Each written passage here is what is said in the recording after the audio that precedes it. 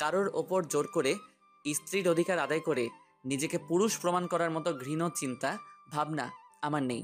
তবে আমার বিয়ে করা বউকে কখন টাচ করব সেটাও কারো কাছ থেকে পারমিশন নেব না আমি। আমার ভাইয়ের জীবনটা নষ্ট করার জন্য এই বিয়েতে তুমি রাজি হয়েছিলে, তাই তো মিস বন্নি? ও সরি, মিসেস বন্নি। সদ্য বিয়ে করা বউকে গাড়িতে বসিয়ে কথাটা বলে উঠল আরাব। আজ একটু আগেই আজাদ ভিলাতে দুটো বিয়ের কার্যক্রম সম্পূর্ণ হয়েছে। হাসি খুশি দুই পরিবার নিজেদের মধ্যে আত্মীয়তার সম্পর্ক সৃষ্টি করেছে। বিয়ের শেষে নিজের বাড়ির পথে যাত্রা শুরু করলো দুই নব দম্পতি আর তাদের পরিবার। তবে চলতি গাড়িতে নিজের সদ্য বিয়ে করা বউয়ের উদ্দেশ্যে কথাটা বলে উঠল আরাব। বন্যি নির্বিকার, দৃষ্টি তার জানালার দিকে স্থির। আকাশটা নিকাশ কালোতে নিমজ্জিত না হলেও জ্যোতিতে ভরপুরও নয়, গুমোট মেঘে পরিপূর্ণ। আর সেই আকাশকেই এক মনে পর্যবেক্ষণ করে চলছে বন্যি। বন্যির কাছ থেকে উত্তর না পেয়ে পুনরায় একই প্রশ্ন করে উঠল আরাব। এবার আরাবের দিকে চাইল বন্যি। শান্ত তার দৃষ্টি। আরাবের দিকে চেয়েই বন্যি উল্টো প্রশ্ন করে উঠল। তোমার এমন কেন মনে হচ্ছে যে আমি তোমার ভাইয়ের ক্ষতি করব? বন্যির প্রশ্ন শুনে দমে গেল আরাব। খোঁচাটা যে ঠিক জায়গায় লেগেছে সেটা বুঝতে অসুবিধে হলো না বন্যির। মুখে বাঁকা হাসি ফুটিয়ে আবারও আকাশ দেখাতে ব্যস্ত হয়ে গেল বন্যি। তবে দৃষ্টি আকাশের দিকে আছে মানেই যে মনটাও আকাশের কাছে, এটা ভাবা ভুল। বন্যি তো হিসাব কষতে ব্যস্ত গত ৩৭ দিনের হিসাব, যেটা বন্যিকে ভেঙে চুরে পাথরে পরিণত করেছে, অথবা সৃষ্টি করেছে একটা কুৎসিত মনের। এখান থেকে ঠিক ৩৭ দিন আগে চৌধুরী বাড়ির বড় ছেলে ইয়ারাব চৌধুরীর জন্য পাত্রী দেখতে আসা হয় আজাদ ভিলাতে। নারায়ণগঞ্জের জমিদার বংশের ছেলে, আবার ঢাকাতে বড় ব্যবসা আছে। এটা শুনে আর না করেনি তোহান আজাদ। বন্নিকে দেখতে আসে ইয়ারাবের ফুপি উজ্জয়িনী চৌধুরী আর ভাই আরাব চৌধুরী। জানা যায় কয়েকদিন আগেই নাকি ইয়ারাব বন্নিকে রাস্তায় দেখেছে আর পছন্দ হয়েছে। নিজের মায়ের সমান ফুপির কাছে নির্দ্বিধায় সেটা জানাই ইয়ারাব। আর তার ফুপিও সময় নষ্ট না করে ইয়ারাবের জন্য বন্নিকে দেখতে ১ মাসের মাথাতে এঙ্গেজমেন্ট হওয়ার প্রতিশ্রুতি দিয়ে সেখান থেকে বিদায় নেয় আরাবের পরিবার। তবে যাওয়ার আগে বন্নির হাতে এক টুকরো কাগজ দিয়ে যায় আরাব, যেখানে ইয়ারাবের কোনো ফোন নম্বর ছিল। বড় বোনের বিয়েতে তানভীও আবেগে আপ্লুত। সবকিছুই ভালোভাবে ঘটছিল। উজ্জয়িনী চৌধুরী কথা মতে ১ মাসের মাথায় এঙ্গেজমেন্টের জন্য ও আসেন। তবে সবটা ওলটপালট হয়ে যায় যখন ইয়ারাব বন্নিকে দেখে বলে ওঠে তার পছন্দ হওয়া মেয়েটি বন্নি নয়, সে তানভী। সকলের তখন হতভম্ব হয়ে যায় ইয়ারাবের কথায়। কত বড় একটা ভুল বোঝাবুঝি হয়েছে সেটা সকলেই বুঝতে পারে। ইয়ারাব রাস্তায় এক পলক তানভীকে দেখে, না জানে তার নাম না পরিচয়। তবে খোঁজ নিয়ে জানতে পারে তানভী তোহান আজাদের মেয়ে। ব্যাস, ইয়ারাব তার ফুপিকে জানায় তোহান আজাদের বড় মেয়ে বন্নি। তাই বিয়ের প্রস্তাব আসাতে সে অবশ্যই বন্নিকে উজ্জয়িনী চৌধুরীর সামনে উপস্থিত করেন, কারণ এটাই স্বাভাবিক। তবে এঙ্গেজমেন্টের দিন এমন অপ্রত্যাশিত কিছু ঘটবে সেটা আশা ছিল না। বন্নি এক দৃষ্টিতে মাটির দিকে তাকিয়েছিল সেদিন, আর ভেবে চলেছিল বিগত ১ মাস ইয়ারাবের সাথে কাটানো মুহূর্ত। না, তারা দেখা করেনি। তবে ইয়ারাব প্রতিনিয়ত বন্নিকে ফোন করত, নানা রকম স্বপ্ন সাজাতো দুজন। বন্নির শুষ্ক হৃদয়ে এক পশলা বৃষ্টি হয়ে ঝরেছিল ইয়ারাবের প্রণয় বাণীগুলো, কিন্তু এখন সেই সবই মরীচিকা। উজ্জয়িনী চৌধুরী আর তোহান আজাদ মিলে সেদিন ভেবে কুলকিনারা করতে পারছিলেন না কি করবেন। উজ্জয়িনী চৌধুরীর পক্ষে সম্ভব ছিল না ইয়ারাবের মতের বিরুদ্ধে গিয়ে বন্নির সাথে বিয়ে দেওয়া, আর না তোহান আজাদের পক্ষে সম্ভব ছিল বড় মেয়ের স্বপ্নগুলোকে গলা টিপে মেরে তার হবু বরের সাথে তার ছোট বোন তানভীর বিয়ে দেওয়া। ইয়ারাব ও অনুতপ্ত হয় বিগত দিনগুলো নিয়ে। যে মেয়েটাকে কল্পনা করে হাজার স্বপ্ন সাজিয়েছিল ইয়ারাব, বাস্তবে সেখানে ছিল তার বড় বোন। যখন দিশেহারা পড়ে সবাই, তখন উজ্জয়িনী চৌধুরী এক অন্যরকম সিদ্ধান্ত নেন। ইয়ারাবের সাথে তানভী আর আরাবের সাথে বন্নির বিয়ের প্রস্তাব দেন তোহান আজাদের কাছে। তোহানাসা তো সবটা ভেবে দেখেন এই মুহূর্তে এটাই সবচেয়ে ভালো পরামর্শ, তাই তিনিও আর দ্বিমত করেন না।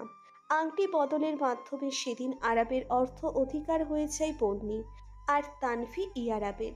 সেদিন সব মিটে যাওয়ার পর তোহানাসাদ পন্নী জিজ্ঞেস করেন সে কি কোনো ভুল করলো এভাবে আরাবের সাথে পন্নীর এঙ্গেজমেন্ট আর বিয়েতে রাজি হয়ে। কিন্তু পন্নী সেদিন তার বাবাকে কিছুই বলেনি, সে মেনে নিয়েছে সবটা। এছাড়া তানভীও পন্নীর কাছে জিজ্ঞেস করেছিল সে ইয়ারাবকে বিয়ে করবে কিনা। সেদিন বড্ড হাসি পেয়েছিল পন্নীর, তবে সবাইকে সব দিক থেকে আশ্বস্ত করেছিল, কারণ সবটা সবাই জেনেও ওর উপর কি সুন্দর চাপিয়ে দিল। বন্নি জানে সে বিয়েতে রাজি না হলে ইয়ারাব আর আরাবের পরিবার ফিরে যাবে, তানফিয়েতে কিচ্ছু যায় আসবে না। কিন্তু বন্নি, সে তো এই কয়দিনে নিজের একটা আলাদা জগৎ তৈরি করেছিল যেখানে শুধু প্রেমের ফুল ছিল।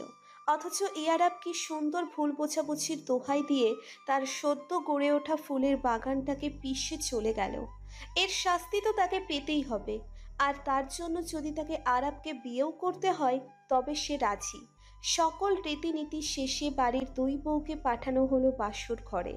তানভি এক রাশ ভয় আর ভালো লাগার সংমিশ্রণে বসে আছে ইয়ারাবের ঘরে। চারিদিকে ফুলে ফুলে সজ্জিত, মেঝের এক কোণে কিছু মোমবাতিও জ্বলছে। মোমবাতির দিকে তাকাতেই যেন লজ্জারা এসে ভিড় করলো তানভির হৃদয় কোণে। হুট করে যে এভাবে বিয়ে হয়ে যাবে সেটা ভাবেনি তানভি। এই তো এক সপ্তাহ আগেও বড় বোনের বিয়ে নিয়ে কত স্বপ্ন ছিল, বিয়েতে এটা হবে ওটা হবে বলে কত আনন্দ ছিল। জিজু এটা করবে ওটা করবে বলে বন্নিকে কয়েকবার লজ্জাও দিয়েছে সে। অথচ সেই মানুষটার বউ হয়ে আজ তার ঘরে বসে আছে তানভি। মানুষটা তাকে পছন্দ করে, ভালোবেসে এই বিয়েটা করেছে। এটা ভাবতেই যেন আরো বেশি লজ্জা লাগতে লাগলো তানভীর। কিছুক্ষণ পরেই সেই লজ্জায় রাঙা হয়ে ওঠা মানবীর স্বামী নামক মানুষটির আগমন ঘটল ঘরে। শুভ্র রঙের শেরওয়ানিতে এক অন্যরকম মাধুর্য চোখে বিচ্ছে তানভীর। লজ্জা আর অস্বস্তিতে মানুষটির দিকে একবারও তাকায়নি তানভি। কিন্তু তার স্বামী নামক ব্যক্তিটা যে এতটা সুন্দর সেটা আগে জানলে সারা দিন ড্যাব ড্যাব করে তাকিয়ে থাকতো তানভি। নিজের ভাবনাতে অবাক হলো তানভি। এসব কি ভাবছে সে? ইয়ারাব নিঃসন্দেহে এগিয়ে এলো। ইয়ারাব এগিয়ে আসতেই আরো জড়সড় হয়ে বসলো তানভি। হৃৎপিণ্ড অস্বাভাবিক হারে ছুটছে। তানভিকে চুপ করে বসে থাকতে দেখে ইয়ারাব বলে উঠল, চলো আগে নামাজটা পড়ে নিই। তানভিও দ্বিরুক্তি করল না। দুজনেই নামাজ পড়ে নিল। ইয়ারাব একেবারে ফ্রেশ হয়ে নামাজে বসেছিল, তবে তানভি তখনও বিয়ের সাজে থাকায় নামাজ শেষ তাকেও ফ্রেশ হয়ে নিতে বলল ইয়ারাব। বেশ কিছুক্ষণ ধরে দূর আকাশে তাকিয়ে আছে ইয়ারাব। তার থেকে সামান্য দূরত্ব রেখে দাঁড়িয়ে আছে তানভি। আম সরি তানভি। হঠাৎ ইয়ারাবের কণ্ঠে সরি শুনে অবাক হলো তানভি। ঠিক কি জন্য সরি বলল ইয়ারাব সেটা বুঝতে পারল না। তখন ইয়ারাব তানভির দিকে ফিরে বলে উঠল, তুমি ভেবে তোমার বোনের সাথে 1 মাস সময় কাটানোর জন্য সরি। জানো, এই 1 মাস আমি বহুয়ের সাথে অনেক গল্প করেছি, মাঝে মাঝে লজ্জাও দিয়েছি ওকে, তবে কখনো সীমা লঙ্ঘন করে কথা বলিনি। তবুও আমি দুঃখিত। ইয়ারাবের কথা শুনে ভালো লাগলো তানভীর। সেও জানে সবটা মিসআন্ডারস্ট্যান্ডিং ছিল, তারপরও ইয়ারাব তাকে সবটা বুঝিয়ে বলার চেষ্টা করছে। এটা ভেবেই অদ্ভুত ভালো লাগা গ্রাস করলো তানভীকে। আপনি যেটা করেছেন সেটা ভুল বোঝাবুঝি ছিল, ওইসব ভেবে কষ্ট পাবেন না। আপু নিজেকে সামলে নিয়েছে। মাটির দিকে তাকিয়ে কথাগুলো বলে উঠল তানভি। কেন যেন তাকাতে পারল না ইয়ারাবের দিকে। ইয়ারাব তানভির হাত ধরে নিচের দিকে টেনে নিল। ইয়ারাবের বাহুতে নিজের বাহুর স্পর্শ যেন বিদ্যুতের ন্যায় লাগলো তানভির। ইয়ারাব তানভিকে নিজের পাশে দাঁড় করিয়ে তানভির কানের কাছে ফিসফিস করে বলে উঠল, আজ সারা রাত গল্প করব আমরা। আবেশে চোখ বন্ধ করে এলো তানভীর। নিজেকে বড্ড সুখী মনে হলো, কিন্তু তার অবচেতন মন জানতেও পারল না দূর থেকে এক দৃষ্টিতে তাদের দিকে তাকিয়ে আছে কেউ। পাশাপাশি ব্যালকনি, তাও কিছুটা দূরত্ব।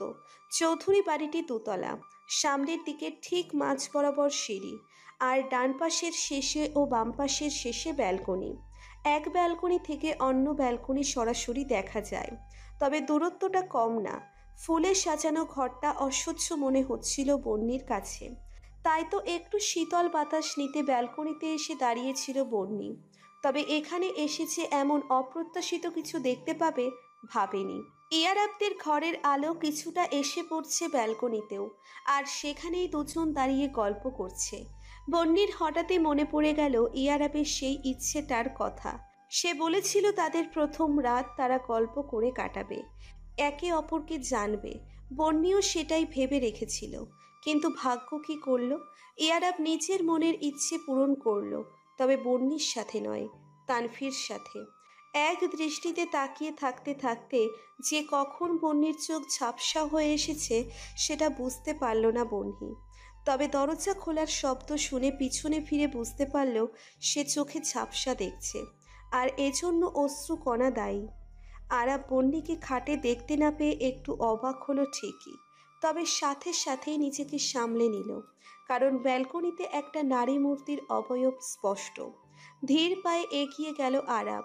ততক্ষণে বন্নি চোখ মুছে ফেলেছে, দৃষ্টি রেখেছে শূন্যে। আরাব পাশে এসে দাঁড়ালো, তবে কোনো শব্দ করল না। বন্নি সবটা বুঝেও কোনো সাড়া দিল না। কেটে গেল কিছু মুহূর্ত, দুজনেই চুপচাপ। নীরবতা ভেঙে আরাব বলে উঠল, আমার ভাইয়ের ওপর তোমার অনেক রাগ, তাই না? বন্নি স্থির, দৃষ্টি তখনও কালোতে আবৃত আকাশবাণে। বন্নির এমন গা ছাড়া ভাব পছন্দ হলো না আরাবের। তখনও গাড়িতে তাকে ইগনোর করেছে, আবার এখনও তাকে ইগনোর করছে। আরাব বন্নিকে নিশ্চুপ দেখে হঠাৎই হাত ধরে হ্যাচকা টান দিল। মুহূর্তেই বন্নি টাল সামলাতে না পেরে আরাবের বুকের উপর গিয়ে পড়ে। হঠাৎই এমন অপ্রত্যাশিত ঘটনার জন্য দুজনেই অপ্রস্তুত হয়। জীবনে প্রথম কোনো ছেলের এত নিকটে এসে যেন দিশেহারা হয়ে পড়ল বন্নি। নিজেকে ছাড়ানোর জন্য জোর দিল, তবে আরাব নির্বিকার।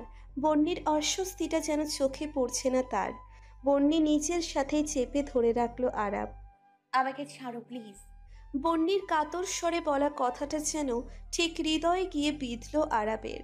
এমন কাতর স্বরে কেউ কখনো কোনোদিন আরাবের সামনে বলেনি। নাকি বন্নির কথাটা আরাবের কাছে বেশি কাতর মনে হলো। উত্তর জানা নেই আরাবের। বন্নিকে ছেড়ে একটু দূরে দাঁড়ালো আরাব। সরি, অ্যাকচুয়ালি আমি ওভাবে ধরতে চাইনি, কিন্তু তুমি এমনভাবে ইগনোর করছিলে যে। আমতা আমতা করে বলে উঠল আরাব। তার নিজের হৃৎপিণ্ডও তো এখন দিশেহারা। এই প্রথম কোনো নারী জায়গা পেল তার বক্ষস্থলে, আর অদ্ভুতভাবে শীতলতা ছুঁয়ে গেল আরাবের মনের মধ্যে। কিছুক্ষণ নীরব থেকে আরাব বলে উঠল, দেখো বন্নি, যা হওয়ার তা হয়ে গেছে। হয়তো তোমার সাথে যেটা হয়েছে সেটা ভালো কিছু না, তবে আমি চাই তুমি ভাইকে ক্ষমা করে দাও।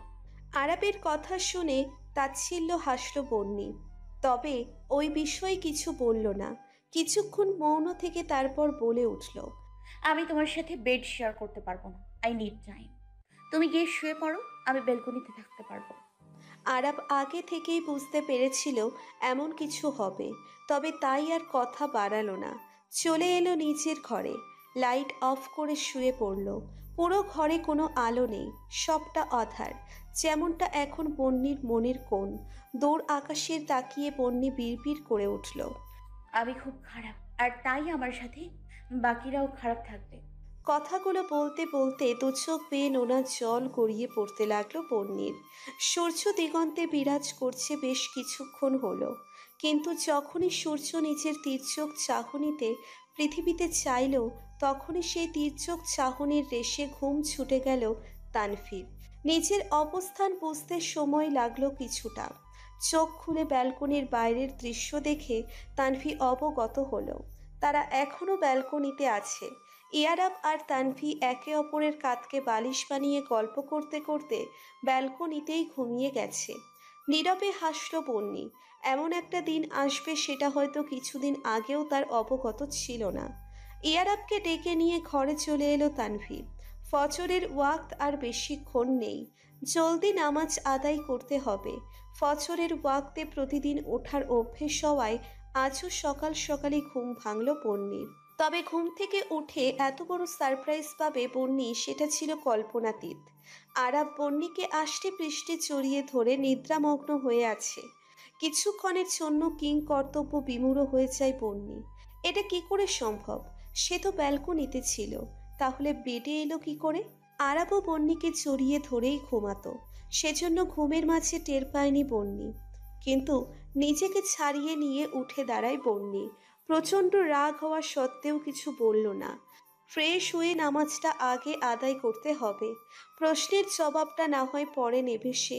এগুলো ভেবেই একরাশ ক্ষোভ নিয়ে সেখান থেকে প্রস্থান করলো বন্নি। প্রতিদিনের মতো আজও বেলা করে উঠল আরাব। ঘড়ির দিকে তাকিয়ে দেখে ঘড়ির কাঁটা 9টা ছুঁই ছুঁই। আশেপাশে বন্নিকে না দেখতে পেয়ে অবাক হলো আরাব। তার ধারণা অনুযায়ী কিছু ঘটেনি। সে ভেবেছিল বন্নির চেঁচামেচিতে ঘুম ভাঙবে তার, কারণ বন্নিকে ঘুমন্ত অবস্থায় কাল ব্যালকনি থেকে ঘরে নিয়ে এসেছে সে, তাও আবার কোলে করে। এত সহজে তো বন্নি আরাবকে ছাড়বে না। ভাবতেই ঠোঁটের কোণে মিষ্টি হাসির রেখা ফুটে উঠল আরাবের। তার বউটা যে নরম সরম বা দুর্বল নয়, সে আন্দাজ আগে থেকেই আছে আরাবের। এখন দেখার পালা তার দজ্জাল বউ এই অপরাধে তাকে কি শাস্তি দেয়। নামাজ পড়েই বন্নি আরাবের ফুপির ঘরে গিয়ে বসে রইল। নানা রকম কথা বলল তার সাথে, কারণ একটাই, আরাব কাল রাতে নিশ্চয়ই এমনি এমনি বন্নিকে ঘরে আনেনি, কোলে করেই এনেছে।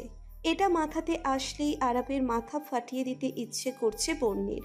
তাই তো ফুপির ঘরে এসে বসে আছে সে। ব্রেকফাস্ট টেবিলে বসে আছে সবাই। আজ সন্ধ্যায় ওদের রিসেপশন, সেটা নিয়েই নিজেদের ফুপির সাথে টুকটাক কথা বলছে আরাব আর ইয়ারাব। বন্নি চুপচাপ খাচ্ছে, তানফিও তাই। তবে খাওয়ার মধ্যে মাঝে মাঝে ইয়ারাবের দুষ্টুমিতে খাবার গলায় আটকে যাওয়ার উপক্রম হচ্ছে তানভীর। তবে সেদিকে কারো লক্ষ্য না থাকলেও বন্নির চোখ এড়ালো না কিছুই। খাওয়া শেষে সকলে চা নিয়ে বসলো। আরাব ইয়ারাব দুজনেই ব্রেকফাস্টের পরে চা খায়, সেজন্য বাকিরাও শেষে চা নিল। তবে চা মুখে দিতেই ইয়ারাবের চোখ মুখ কুঁচকে এলো।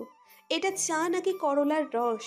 বাকিরা নির্বিঘ্নে চা খাচ্ছে, শুধুমাত্র ইয়ারাবের এমন অবস্থা, সকলের সামনে কিছু বলতেও পারছে না। যতই হোক, সামনে তার সদ্য বিয়ে করা বউ আর ছোট ভাইয়ের বউ আছে, তাই বাধ্য হয়ে চোখ মুখ বিকৃত করে কোনো রকম চাটা শেষ করে উঠল ইয়ারাব। তবে যাওয়ার আগে যদি একবার বন্নির দিকে তাকাতো, তাহলে চোখে পড়তো তার মিটিমিটি হাসি। বিশ্রামের জন্য নিচের ঘরে এসে বসেছে তানফি। একটু পরে পার্লারের লোকেরা আসবে। তখনই ঘরে ঢুকলো ইয়ারাব। চোখ মুখ এখনো বাঁকিয়ে রেখেছে সে। তানফি খেয়াল করলো বিষয়টি। আপনার কি কিছু হয়েছে? জিজ্ঞেস করে উঠল তানফি। ইয়ারাব উত্তর দিল না। ধীর পায়ে এগিয়ে এলো তানফির দিকে। হঠাৎ ইয়ারাবকে এগিয়ে আসতে দেখে ভড়কে গেল তানফি। এমন কাজের কারণ খুঁজে পেল না সে। তবে ইয়ারাবের চাহনি যেন সুবিধের ঠেকছে না তার কাছে। ইয়ারাব তানফির অনেক কাছে এগিয়ে আসতেই আটকে দিল তানফি। ভয়ে ভয়ে বলে উঠল, আপনি আমাকে কথা দিয়েছিলেন। তানভীর কথা শুনে ঘোর থেকে বেরিয়ে আসে ইয়ারাব। একটা দীর্ঘশ্বাস ফেলে চলে যায় ব্যালকনিতে। ব্যালকনিতে কালকে যেখানে দাঁড়িয়েছিল ইয়ারাব, এখনো সেখানেই দাঁড়িয়ে আছে সে। কালকে ঠিক তার পাশেই দাঁড়িয়েছিল তানভি। এখানে দাঁড়িয়েই তানভি আদায় করে নিয়েছিল এক কঠিন শর্ত। গতকাল রাতে আপনাকে কিছু বলার ছিল আমার। মিনমিনে কণ্ঠে বলে উঠল তানভি। বলো। আপনার কি মনে হয় না যেটা হয়েছে ভুল বোঝাবুঝি হলেও সেটা আপনি এর সাথে অন্যায় হয়েছে? তানভীর কথাই চুপ করে রইল ইয়ারাব, কোনো জবাব দিল না। ইয়ারাবকে চুপ থাকতে দেখে তানভী বেশ সাহস নিয়ে বলে উঠল, আপনি এই বিয়েটাতে খুশি নয়, পরিস্থিতিতে পড়ে বাধ্য হয়ে বিয়ে করেছে ঠিকই, তবে সেটা সহজে মেনে নিতে সময় লাগবে আপনি।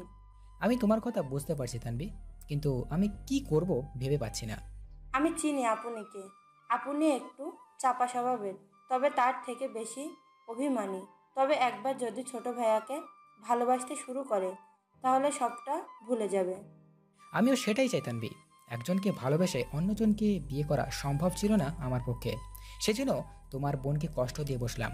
বড়রা একটা সলিউশন বের করলো ঠিকই, তবে সেটাও পারফেক্ট না। কিন্তু এখন আমার আর কি করা উচিত ভেবে পাচ্ছি না আমি।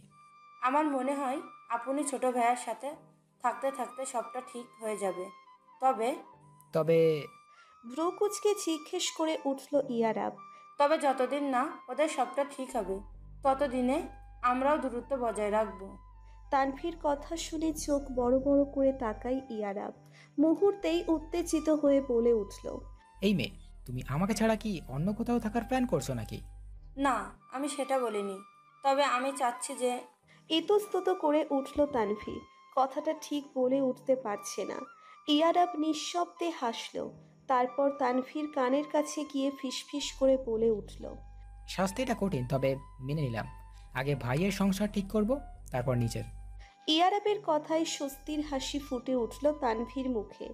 ঘরে ঢুকতেই একের পর এক বালিশের বর্ষণ শুরু হলো আরাবের উপর।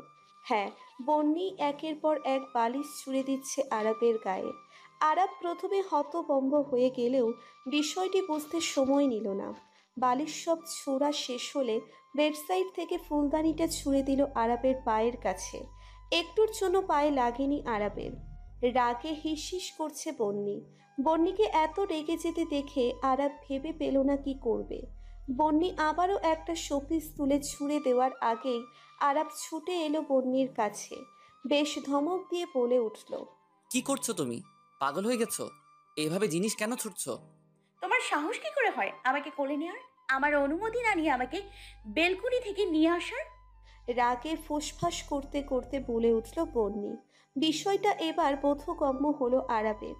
বন্যির আর একটু কাছে এগিয়ে এসে বলে উঠল, সারা রাত বেলকনিতে তোমাকে রাখবো তুমি ভাবলে কি করে? মানে? মানে, তখন তোমার মাথা গরম ছিল তাই কিছু বলিনি, কিন্তু তাই বলে তোমায় একা একা বেলকনিতে ফেলে রাখতাম আমি? যদি তুমি বধূ নির্যাতনের মামলা করো আমার নামে? আরাবের এমন রসিকতায় গা যেন চলে উঠল বন্যির।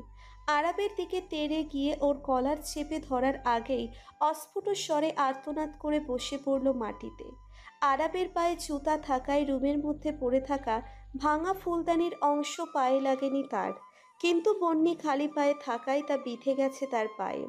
বন্যি এভাবে বসে যাওয়ায় আরাবও ব্যতিব্যস্ত হয়ে বসে পড়ল বন্যির পায়ের কাছে। লালচে রক্তে তখন ফ্লোর মাখামাখি। কোনো কথা না বলে বন্যিকে দ্বিতীয়বারের মতো কোলে তুলে নিল আরাব। বন্যি বাধা দেওয়ার চেষ্টা করলো, তবে আরাবের চোখ রাঙানি দেখে আর কিছু বলার সাহস হলো না। এই ছেলেটা কেমন যেন নিজের অধিকার ঠিক আদায় করে নেয়। সারাদিন এর সাথে ঝগড়া করা হলেও দিন শেষে নিজের কাজ ঠিক হাসিল করে নিবে, সেটাই বন্যির বিশ্বাস। বন্যিকে খাটে বসিয়ে পায়ে অ্যান্টিসেপটিক লাগিয়ে ব্যান্ডেজ করে দিল আরাব। তারপর ফ্লোর থেকে বালিশগুলো তুলে এনে হাতে ধরিয়ে দেয় বন্যির। নিজেও বসে পড়ে বন্যির পাশে। ভাবলেশীন হয়ে বলে ওঠে, নাও, এবার মারো, তবে পায়ে ব্যথা নিয়ে ছোটাছুটি করো না। আরাবের কথায় হতভম্ব হয়ে গেছে বন্যি। এই ছেলেটা কি তার সাথে মজা করছে? বন্যি নিশ্চুপ হয়ে বসে থাকায় এবার বন্যির দিকে ভালো করে তাকাই আরাব। তারপর খুব শান্ত কণ্ঠেই বলে ওঠে, তিতো খাইয়ে কখনো কারোর ওপর থেকে প্রতিশোধ নেওয়া যায় না। আমায় বলতে পারতে, আমি তোমাকে হেল্প করতাম। আরাব যে বন্যির কারসাজি ধরে ফেলেছে সেটা বুঝতে বেগ পেতে হলো না বন্যির। সাথে সাথে চোখটা নামিয়ে নিল বন্যি। যতই হোক ধরা পড়ার পরে চোখে চোখ রেখে কথা বলা যায় না নিশ্চয়ই। মেরে ফেলি ইয়ারাফকে, কি বলো? আরাবের এমন শান্ত কণ্ঠে এমন কথা শুনে বিস্ফোরিত চোখে তাকিয়ে থাকে বন্যি। তবে আরাব নির্বিকার, যেন খুব স্বাভাবিক কোনো কথা বলছে সে। তুমি এসব কি বলছো? তোমার ভাই হয় ইয়ারাব। কাঁপা কাঁপা কণ্ঠে বলে উঠল বন্যি। দেখো বন্নি, আমার ভাই তোমাকে রিজেক্ট করে তোমার বোনকে বিয়ে করেছে। এখানে আমার ভাই আর তোমার বোন দুজনেই দোষী। একজন তোমাকে ঠকালো, অন্যজন তাকেই বিয়ে করলো। এখন যদি ইয়ারাবকে মেরে ফেলি তাহলে আমার ভাই শাস্তি পাবে, সেই সাথে তোমার বোনও বিধবা হয়ে শাস্তি পাবে, আর তোমার প্রতিশোধও পূরণ হবে। আমি কিন্তু সবটা ভেবেই বলছি, তুমি ভেবে দেখো একবার। আরাবের কথা শুনে মাথা ভো ভো করে ঘুরছে বন্যির। ইয়ারাব আর তানভীর তার সাথে অন্যায় করেছে, তবে তাই বলে তাদেরকে এত বড় শাস্তি কখনোই দিতে পারবে না বন্যি। এখনো এতটাও পাষাণ হয়ে যায়নি সে। তুমি এসব কি উল্টাপাল্টা বকছো? এই আইডিয়াটা ভালো লাগলো না। তাহলে আনবি ভাবিয়ের সাথে ভাইয়ের ডিভোর্স করিয়ে দেই, আমরাও ডিভোর্স নিয়ে নেই, তারপর তোমার সাথে ভাইয়ের বিয়ে দিয়ে দেই। এটা ঠিক আছে? না। বেশ জোরে বলে উঠল বন্যি। তোমার ভাইকে আমি কখনো বিয়ে করব না। আই জাস্ট হেট হিম। একটা মাসে তোমার ভাইয়ের প্রতি আমার ভালো লাগা তৈরি হয়েছিল, কিন্তু তোমার ভাই আমার সাথে যে কাজ করেছে তারপর আমার মনে তার জন্য শুধুই ঘৃণা আছে। Did you understand that? আঙ্গুল উঁচিয়ে কথাটা বলে উঠল বন্যি। এতক্ষণ নিজের মুখের আদল স্বাভাবিক রাখলেও এবার রহস্যময় হাসি হেসে উঠল আরাব। তুমি যে ভাই বা ভাবির কোনো ক্ষতি করতে পারবে না সেটা আমার থেকে ভালো কেউ জানে না বন্নি। তাহলে শুধু শুধু কেন রাগ পুষে রাখছো? ক্ষমা করে দাও না ওদের, প্লিজ। এতক্ষণে আরাবের কথার আসল মানে বুঝতে সক্ষম হলো সে। সত্যিই তো, সে চাইলেও ইয়ারাব আর তানভীর কোনো বড় ধরনের ক্ষতি করতে পারবে না। তবে কি এমন ছোটখাটো কিছু শাস্তির জন্য সে আরাবকে বিয়ে করতে রাজি হয়েছিল? নিজেই নিজেকে প্রশ্ন করে উঠল বন্যি। দক্ষিণা বাতাসে চারিদিকে ভরপুর। ঝড় উঠেছে, হয়তো বৃষ্টিও হবে। বৃষ্টি হওয়ার পর হয়তো ঝড় শান্ত হয়ে যাবে। কিন্তু যে ঝড় বন্যির মনের মধ্যে চলছে সেটা কি বর্ষণ হয়ে থেমে যেতে পারবে? এক প্রকার নিজের সাথে যুদ্ধ করে রিসেপশনটা পার করছে বন্যি। এত পরিচিতি অপরিচিতি লোকের ভিড়ে ও বিষাদের তাড়নায় দগ্ধ হচ্ছিল হৃদয়। সেই দগ্ধ হৃদয় নিয়েই সৌজন্য হাসি হেসেছে বারবার। হঠাৎই বন্যির খেয়াল হলো আজ প্রায় 2 দিন এ বাড়িতে সে, একই সাথে তার আদরের বোনটিও। অথচ বিনা কারণ ছাড়া একবারও তানভীর সাথে কথা বলেনি সে, সামনে অবধি চায়নি। মা চলে যাওয়ার পর ওরা দুই বোনই তো একে অপরের সঙ্গী ছিল। ওদের বাবার এই বিয়েতে রাজি হওয়ার প্রধান কারণ ছিল ওরা দুই বোন একই সাথে থাকতে পারবে। বাবা হিসেবে কি খুব ভুল কিছু চেয়েছেন তিনি? প্রশ্ন জাগল বন্যির মনে। ছোট থেকেই তানভি বন্যিকে ছাড়া অচল, এজন্যই সে এই বিয়েতে রাজি হয়েছে। সদ্য 18তে পা দেওয়া তার বোনটি নতুন পরিবারের স্বাদ উপভোগ করতে, নতুন মানুষকে নিয়ে ঘর বাঁধতে আর নিজের বোনের ছায়াতলে থাকতে, যে অন্য কোনো কিছু চিন্তা না করেই এই বিয়েটা করেছে। সেটা তো বন্যি বোঝে। তাহলে কি করে সে পারলো, কি করে পারলো বন্যি তার বোনকে অবহেলা করতে? প্রশ্নটা মনে উদয় হতেই বোনের ছায়া কোণে লুকায়িত মাতৃসত্তা জেনে জেগে উঠল বন্যির। নিজের কাছেই কেমন অপরাধী মনে হতে লাগলো। সত্যি তো, সবটা ভুল বোঝাবুঝি ছিল। ইয়ারাব না জেনে তার সাথে অন্যায়টা করে ফেলেছে, কিন্তু সে যে সিদ্ধান্ত নিয়েছে সেটা তো জেনে শুনেই। আংটি বদলই এখনকার দিনের সব নয়। সে চাইলেই বিয়েটা ভেঙে দিতে পারত, কিন্তু না, জেদের বশে এত বড় একটা সিদ্ধান্ত নিয়ে নিল বন্যি। আজ রিসেপশনে তানভি অনেক বেশি ঘাবড়ে গেছিল। বিয়ের দিন ওদের বাড়ির আত্মীয় বেশি ছিল, সকলে প্রায় পরিচিত, কিন্তু আজকে হাতে গোনা কয়েকজন বাদে বাকি সবাই অপরিচিত। এত অচেনা মানুষের ভিড়ে তানভি বারবার নার্ভাস হয়ে বন্যির দিকে চাইছিল, কিন্তু বন্যি যেন দেখেও দেখতে পাচ্ছিল না। এতটা নিষ্ঠুর কি করে হলো বন্যি? আমি এত কঠিন কি করে হতে পারলাম? নিজেই নিজেকে বলে উঠল বন্যি। দু চোখ বেয়ে গড়িয়ে পড়ছে নোনা জলের ধারা। এই মুহূর্তে ঠিক কি করণীয় তার ভেবে পেল না। আখি চোরা থেকে অনবরত বর্ষণ ঝরছে, যেমনটা প্রকৃতিতে এখন বর্ষণ বিদ্যমান। দূর আকাশে তাকিয়ে থাকতে থাকতে কখন যে চোখে আধার ঘনিয়ে এলো বুঝতেই পারল না বন্যি। অনবরত কারো ডাকা ডাকিতে যেন ঘুমের ব্যাঘাত ঘটল বন্যির। সেই সাথে চোখে মুখে তো পানির অস্তিত্ব স্পষ্ট। ধীরে ধীরে চোখ মেলে তাকালো বন্যি। চোখ খুলতেই দেখা মিলল আরাবের চিন্তিত মলিন মুখখানা। আরাব আস্তে করে উঠিয়ে বসিয়ে দিল বন্যিকে। ধাতস্থ হওয়ার একটু সময় দিল, তারপর উদ্বিগ্ন কণ্ঠে জিজ্ঞেস করে উঠল, তুমি ঠিক আছো? জ্ঞান হারালে কি করে? আমি খুব খারাপ, তাই না? আমাকে বিয়ে করে তুমি ভুল করেছো, তাই না? ভালো মন্দ কোনো কথা না বলে বন্যি এমন কিছু বলে উঠবে সেটা ভাবেনি আরাব। হঠাৎ এমন কথার কারণ ঠিক বুঝতে পারল না আরাব, তবে এটা বুঝলো এই মুহূর্তে তার অর্ধাঙ্গিনীর মনের মধ্যে বয়ে চলা ঝড়। একটু এগিয়ে গিয়ে বসলো আরাব, বন্যির বেশ অনেকটা কাছাকাছি।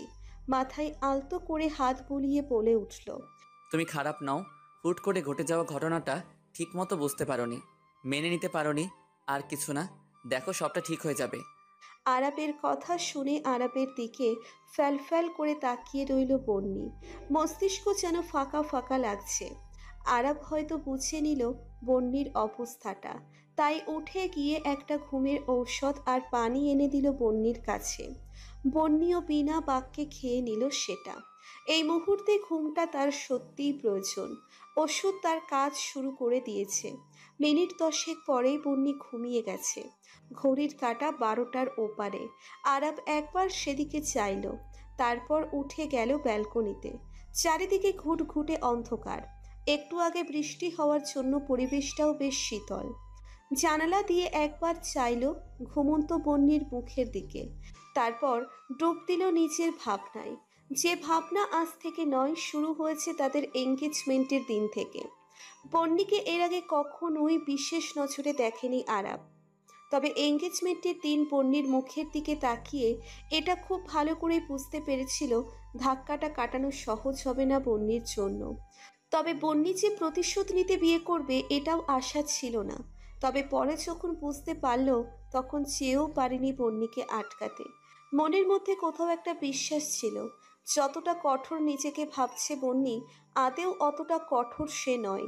হুট করে ঘটে যাওয়া ঘটনাটা মানতে না পেরে এমন একটা সিদ্ধান্ত নিয়েছে সে।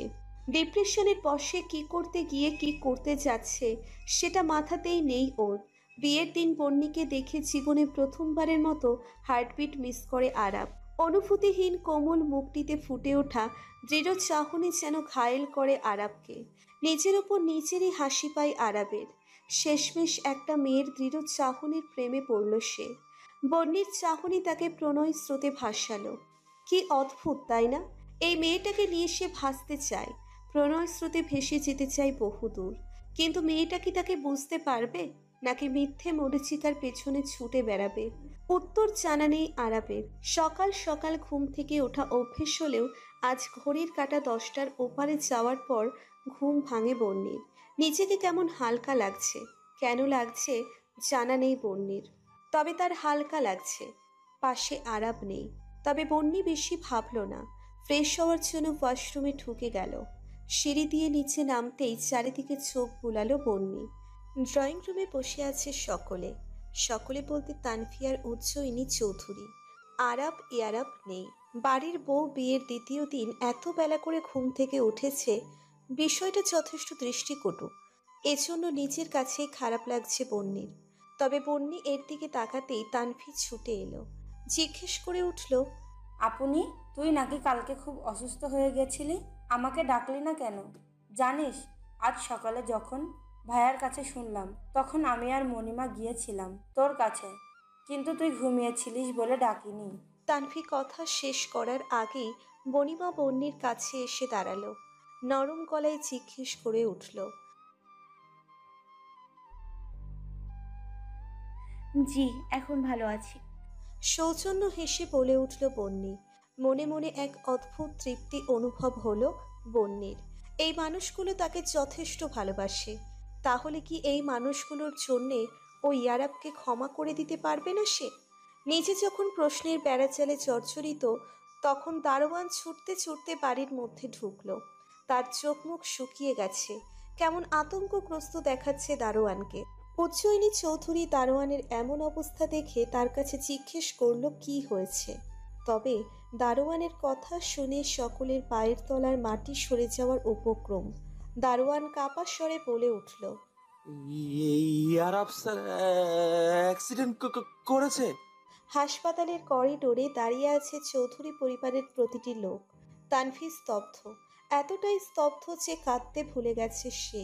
ইয়ারাবের অ্যাক্সিডেন্টের খবর শুনে আরাব সাথে সাথেই হসপিটালে চলে এসেছিল।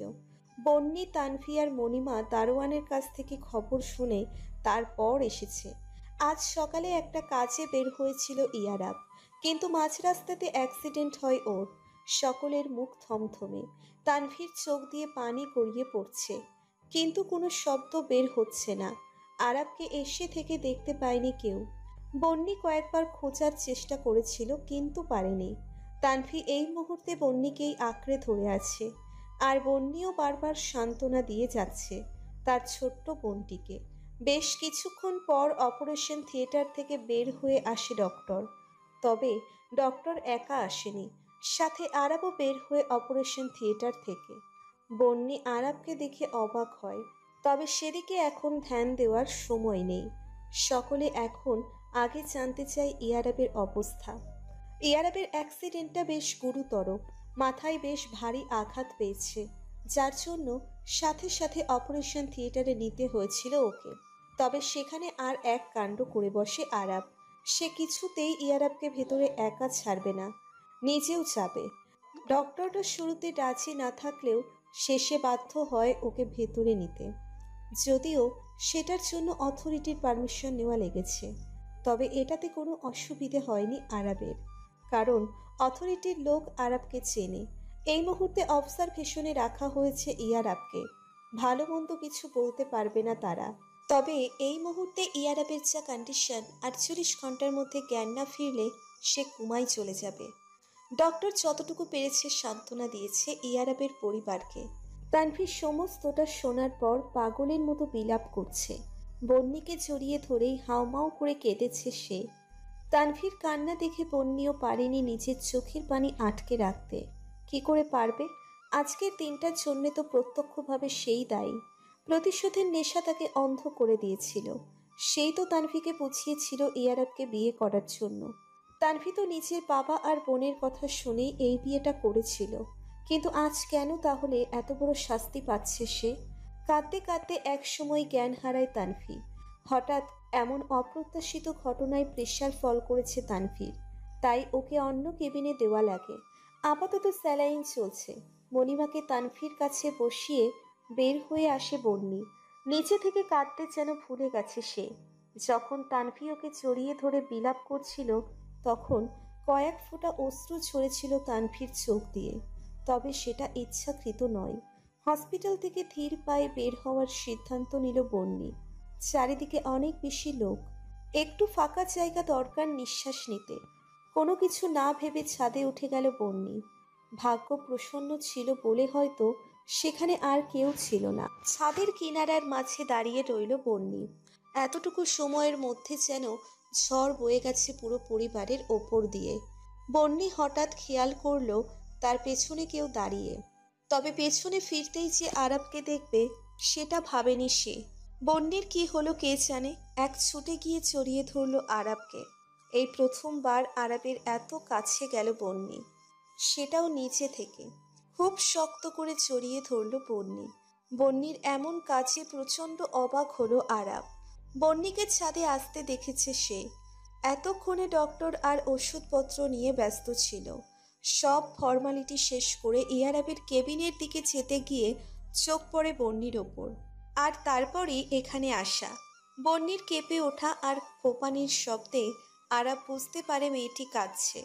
কাঁদতে কাঁদতেই বন্নি বলে ওঠে, আমি এমনটা চাইনি আরাব, বিশ্বাস করো, এমনটা চাইনি। আমার জন্য আজ আমার বোনটা কষ্ট পাচ্ছে। আমি কি করব বলো আরাব, আমি কি করব? কাঁদতে কাঁদতে হেঁচকে উঠে গেছে বন্নির। হঠাৎই মুখ তুলে ধরে আরাব বন্নির। নিজেকে শক্ত রেখে বন্নিকে বলে ওঠে, ভাইয়ের কিচ্ছু হবে না, দেখো ও ঠিক হয়ে যাবে। আরাবের কথাই যেন একটু কাজ দিল। আস্তে আস্তে কমে আসলো কান্নার বেগ, তবে হেঁচকি এখনো বন্ধ হয়নি। আরাব বন্নিকে জড়িয়ে ধরেই দাঁড়িয়ে আছে। তবে বেশ কিছুক্ষণ পর অস্বস্তিটা ঘিরে ধরল বন্নিকে। তানভীর কান্না দেখে নিজেও মারাত্মক ভেঙে পড়েছিল বন্নি। সেজন্যই তো ছাদে চলে এসেছিল। কিন্তু সেখানে আরাবকে দেখতে পেয়ে আর নিজেকে দমিয়ে রাখতে পারেনি বন্নি। সমুদ্রের ঢেউয়ের মতো আছড়ে পড়েছিল আরাবের বুকে।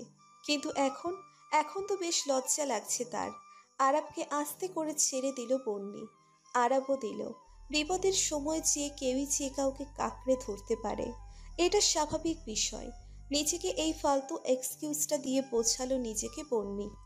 বন্নির অবস্থা আরাবের হয়তো কিছুটা আন্দাজ করতে পারল, তাই নর্মালি বন্নিকে বলল নিচে যেতে।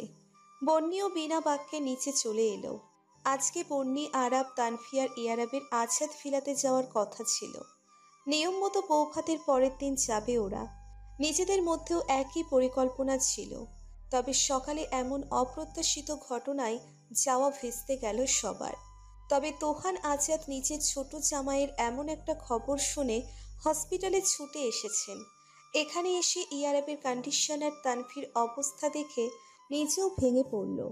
যতই হোক বিয়ের পরের দিন এমন একটা দুর্ঘটনা কোনো পরিবারেরই কাম্য নয়। নিজেকে বড্ড বেশি অপরাধী মনে হচ্ছে তুহান আজাদের। মেয়েদেরকে সুখে দেখবে বলেই তো এই বিয়েতে রাজি হন তিনি। এক মেয়ের সাথে অন্যায় হচ্ছে সেটা অবধি চোখে পড়েনি তার। তিনি ভেবেছিলেন আরবের সাথে তানভীর বিয়ে হলে তানভীর সুখেই থাকবে। আর আরবের মতো একটি ছেলে বন্যির জীবনে আসলে 1 মাসের মধ্যেই প্রেম ভুলে যাবে মেয়েটি। কিন্তু ওপরওয়ালা যে এমন কিছু ভেবে রেখেছিল কে জানতো। সেটা সকাল পেরিয়ে দুপুর হলো, এখনো সকলেই হসপিটালে আছে। সবার একটাই আশা, এই বুঝি ইয়ারাবের জ্ঞান ফিরল, এই বুঝি ইয়ারাব রেসপন্স করলো। কিন্তু সকলে শুধু অপেক্ষাই করে চলেছে, সেই অপেক্ষার অবসান ঘটছে না। আরাব সকলকে বাড়িতে চলে যেতে বলেছে, কিন্তু কেউ শোনেনি। ঘড়ির কাঁটা দুপুরে 2টোর ওপারে। সকাল থেকে এখনো কেউ কোনো কিছুই মুখে তোলেনি। তানভি এখনো কেবিনে, জ্ঞান ফেরেনি তার। হঠাৎ কোনো রকম মারাত্মক শক নিতে পারে না তানভি। যদি একবার শক পেয়ে জ্ঞান হারায় তাহলে জ্ঞান কখন ফিরবে কেউ বলতে পারে না। ছোটবেলা থেকেই তানভি এমন। বন্যি তানভিকে ছেড়ে যেতে নারাজ, তবে মণিমাকে অনেক কষ্টে বুঝিয়ে বাড়িতে পাঠিয়েছে আরাব। সময় গড়াই নিজের মর্জি মতো। কেউ যেমন তাকে বাঁধতে পারে না, তেমনি কেউ চাইলেও সময়টাকে তাড়াতাড়ি পার করতে পারে না। তানভীর জ্ঞান ফিরে বিকেলের দিকে। বন্যি সেখানেই ছিল। বন্যিকে দেখে আরও এক চোট কেঁদে দেয় তানভি। তবে সেখানেই হন্ততন্ত হয়ে ছুটে আসে এক ওয়ার্ড বয়। হাঁপাতে হাঁপাতে বলে ওঠে, আপনারা তাড়াতাড়ি চলুন, আপনাদের পেশেন্ট আর নেই। কথাটা বিস্ফোরণের ন্যায় লাগে ওখানে উপস্থিত প্রতিটি মানুষের কাছে। বন্যি যেন নিজের জায়গায় জমে গেছে। কি শুনল ও? যে মানুষটার ওপর এত ক্রোধ ছিল সে মানুষটা আর নেই, এভাবে চলে গেল। বন্যি যখন এসব ভাবনায় ব্যস্ত তখনই কেঁপে ওঠে কোনো কিছু পড়ে যাওয়ার শব্দে। কল্পনা থেকে বাস্তবে ফিরে দেখে তানভি মাটিতে পড়ে আছে। হঠাৎই মাথা ঘুরে পড়ে যাওয়ায় ব্যালেন্স ঠিক রাখতে পারেনি সে। সচরে বাড়ি খেয়েছে বেডের মাথার গ্রিলের সাথে। লবণাক্ত রক্তে ভেসে যাচ্ছে ফ্লোর। কিন্তু আশ্চর্য, বন্যি শরীরে কোনো শক্তি পাচ্ছে না। চোখের সামনে শুভ্র ফ্লোরটা রক্তে ভেসে যাচ্ছে, কিন্তু সে কিছু করতে পারছে না। না পারছে তার বোনকে তুলে ধরতে, না পারছে ছুটে ইয়ারাবের কাছে যেতে, ওয়ার্ড বয়ের কথার সত্যতা যাচাই করতে। এ কেমন পরিস্থিতি যে বন্যি নিজের মস্তিষ্কে জোর দিতে অচল। সবটা যখন ধীরে ধীরে অন্ধকারে ছেয়ে যাচ্ছে তখনই বন্যি একটু একটু করে বুঝতে পারছে সেও চেতনা হারাচ্ছে। তবে বোনের পাশেই হয়তো ছিটকে পড়বে ওর অসার শরীরটি। চোখ মেলে নিজেকেও হসপিটালের বিছানাতে আবিষ্কার করে বন্যি। ধীরে ধীরে মস্তিষ্ক সজাগ হতে থাকে যেন। এখানে কি করছে সে? প্রশ্নটা মাথাতে আসতেই তড়াক করে মনে পড়ে গেল ইয়ারাবের খবরটি। বাকিরা কোথায় এটা ভেবেই তড়িঘড়ি করে বেড থেকে নেমে পড়ল বন্যি। যত দ্রুত সম্ভব পা চালিয়ে বেরিয়ে এলো কেবিন থেকে। তবে কেবিন থেকে বের হয়ে ইয়ারাবের জন্য বরাদ্দ কেবিনে পা ফেলার আগেই কারো হ্যাচকা টানে ভেতরে ঢুকতে বাধা পড়ল বন্যির। পেছন ফিরে আরাবকে দেখে বেশ অবাক হয় সে। আরাব যথেষ্ট স্বাভাবিক। কে বলবে আজ এই ছেলেটার প্রিয় মানুষটি নেই? বন্যি এক নয়নে আরাবকে অবলোকন করতে ব্যস্ত। তখন আরাব বন্যিকে টেনে নিয়ে আসে বন্যির জন্য বরাদ্দ কেবিনটিতে। বন্যি বুঝতে পারে না কিছুই। বন্যির প্রশ্নবোধক চাহনি দেখে আরাব বলে উঠল, ওই কেবিনে ভাই আর ভাবি আছে, ওখানে এখন তোমাকে যেতে হবে না, তুমি এখানে রেস্ট করো। আরাবের কথাটা মস্তিষ্কে প্রবেশ করতে সময় লাগলো একটু। যখনই কথাটা মস্তিষ্ক ধারণ করতে পারল তড়াৎ করে উঠল মস্তিষ্কের নিউরনগুলো। তানভি আর ইয়ারাব ওই কেবিনে, কিন্তু সেটা কি করে সম্ভব? বন্যির ভাবনার মাঝেই আরাব কিছু ওষুধপত্র গোছাতে গোছাতে বলে উঠল, তোমাদের দুই বোনের কি অজ্ঞান হয়ে যাওয়ার রোগ আছে নাকি? ভাবি দুবার জ্ঞান হারালো, শেষবার তো মাথাটাই ফাটিয়ে ফেললো, আর তুমি ভাবিকে না দেখে নিজেও অজ্ঞান হয়ে গেলে। আরে ওয়ার্ড বয়ের কথা সত্যতাটা অন্তত যাচাই করবে তো। আরাবের কথাগুলো মাথার উপর দিয়ে যাচ্ছে বন্যির। তবে এতটুকু বুঝল ইয়ারাবের কিছু হয়নি। আরাব কাজ করতে করতে নিজের মতো বলে উঠল, ভাইয়ের পাশের কেবিনের পেশেন্ট আর নেই, তিনি মারা গেছেন। ওয়ার্ড বয় তাদের বাড়ির লোককে খবর না দিয়ে ভুল করে তোমাদের খবরটা জানিয়েছে, আর সেটা শুনে তোমরা দুই বোন জ্ঞান হারিয়ে মাটিতে গড়াগড়ি খাচ্ছিলে। ভাগ্যিস আমি তাড়াতাড়ি চলে এসেছিলাম, ভাবির মাথায় ব্যান্ডেজ করিয়ে তোমাকে কেবিনে রেস্ট করতে রেখে যখনই ভাইয়ের কেবিনের দিকে যাচ্ছিলাম তখন রেসপন্স করতে শুরু করে ভাই। আল্লাহর রহমতে এখন আউট অফ ডেঞ্জার। এক নাগারে কথাগুলো বলে থামলো আরাব, সাথে একটা স্বস্তির নিঃশ্বাসও নিল সে। আর বন্নি এক মনে কথাগুলো শুনছে। তবে ইয়ারাব সুস্থ হয়ে যাবে এটা শুনে প্রশান্তি পেল বন্নি। যে মানুষটার ওপর প্রতিশোধ নিতে চেয়েছিল সেই মানুষটা যখন মৃত্যুর সাথে লড়াই করে ফিরে আসে, তার উপর কি আর কোনো প্রতিশোধ নেওয়া যায়? রিভেঞ্জ অফ নেচার বলেও একটা কথা আছে। ইয়ারাবের শাস্তিটা না হয় প্রকৃতিই ওকে দেবে। হঠাৎই বন্নির মাথায় উদয় হয় এক নতুন প্রশ্ন। তার আর আরাবের সম্পর্কের সমীকরণ কি হবে তাহলে? বন্নি তো আরাবকে ভালোবেসে এই বিয়ে করেনি। না, আরাব তার কোনো আচরণে এটা বুঝিয়েছে সে বন্নিকে ভালোবাসে। বন্নি এতদিন ইয়ারাবের প্রতি ক্রোধের আগুনে জ্বলেছে, আর আরাব সেই আগুন নেভানোর চেষ্টায় মশগুল ছিল। কিন্তু এরপর তাদের সম্পর্কটা কোথায় গিয়ে দাঁড়াবে? স্বাভাবিক একটা সম্পর্ক গড়বে, নাকি শেষ পরিণতি বিচ্ছেদ হবে ওদের সম্পর্কের? না, আর ভাবতে পারছে না বন্নি। মস্তিষ্কের নিউরনগুলো ছিঁড়ে আসবে এবার হয়তো। সকাল থেকে কম ধকল যায়নি শরীরের উপর।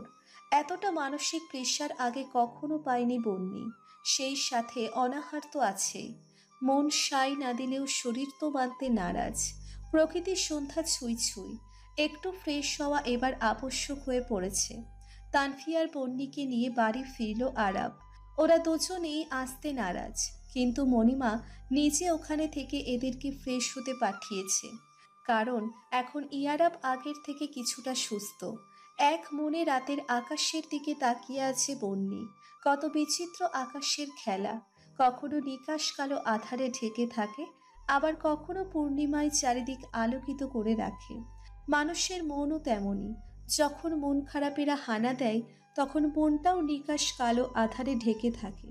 আর যখন সমস্ত তিক্ততা দূর হয়ে যায় তখন পূর্ণিমার মতো চলছে।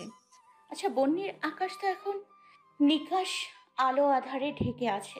এখানে কি কখনো পূর্ণিমা হবে? নিজেই নিজেকে প্রশ্ন করে উঠল বন্নি। তানভি হসপিটালে। রাতে ইয়ারাবের কাছে একজনের বেশি এলাও না। আর তানভি কিছুতেই ইয়ারাবকে ছেড়ে আসবে না। তাই বাকিরা সবাই বাড়িতে চলে এসেছে। ব্যালকনিতে দাঁড়িয়ে দাঁড়িয়ে নানা রকম ভাবনায় মশগুল বন্নি। তখনই ওয়াশরুমের দরজা খোলার শব্দে ধ্যান ভাঙে তার। আরাব কেবলই শাওয়ার নিয়ে বেরিয়েছে। বন্নি আরাবকে বের হয়ে আসতে দেখে নিজেও ব্যালকনি থেকে রুমে চলে এসেছে। আজ একটা কঠিন সিদ্ধান্ত নিয়েছে সে। যদিও বন্ডির ধারণা আরাবের এটাতে পূর্ণ সমর্থন থাকবে, তাও কেমন যেন জড়তা কাজ করছে মনের মধ্যে।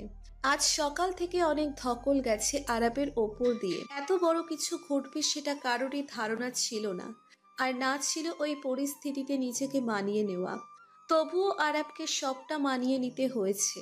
এই মুহূর্তে সবটা ঠিকঠাক আছে এটাই যেন আরাবের শান্তি। আমার কিছু কথা ছিল। অনেক জড়তা নিয়ে শেষমেশ বলে উঠল বন্নি। বলো। নির্লিপ্ত কণ্ঠে বলে উঠল আরাব। আমি কিছু বলতে চাচ্ছি। মানে?